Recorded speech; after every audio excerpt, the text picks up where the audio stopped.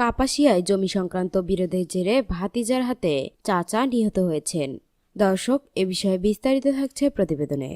গাজীপুর কাপাসিয়ায় জমি সংক্রান্ত বিরোধের জেরে চাচাকে পিটিয়ে হত্যার অভিযোগ ভাতিজার বিরুদ্ধে। নিহত সাজ্জাদ হোসেন সাজু দস্যু নারায়ণপুর গ্রামের মৃত সিরাজউদ্দিনের ছেলে।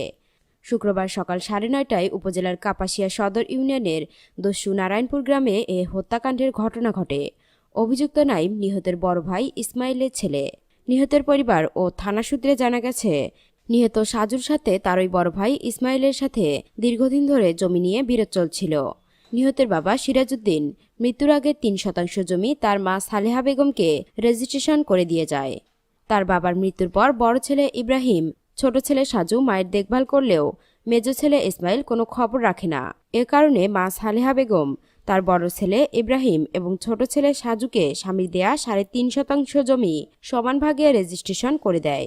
সকালে মায়ের দেওয়া ওই ফসলি জমিতে মাটি ভরাটকে কেন্দ্র করে বড় ভাই ইসমাইল, ভাবি কোহিনুর ও ভাতিজা নাইমের সঙ্গে বাগবিতণ্ডা হয়। এক পর্যায়ে নাইম তার চাচা সাজুকে লাঠি দিয়ে মাথায় আঘাত করলে ঘটনাস্থলে মাটিতে পড়ে যায়। এ সময় নিহতের সন্তানদের ডাক চিৎকারে আশেপাশের লোকজন এগিয়ে এসে গুরুতর জখম সাজুকে উদ্ধার করে উপজেলার স্বাস্থ্য কমপ্লেক্সে নিলে কর্তব্যরত চিকিৎসক তাকে মৃত ঘোষণা করেন। কাপাসিয়া থানার ভারপ্রাপ্ত কর্মকর্তা ওসি এএফএম নাসিম বলেন, মৃতদেহ ময়নাতদন্তের জন্য গাজীপুর শহীদ তাজউদ্দিন আহমেদ মেডিকেল কলেজ হাসপাতাল মর্গে পাঠানো হয়েছে। অভিযোগ প্রাপ্তির সাপেক্ষে আইনগত ব্যবস্থা প্রক্রিয়াধীন রয়েছে।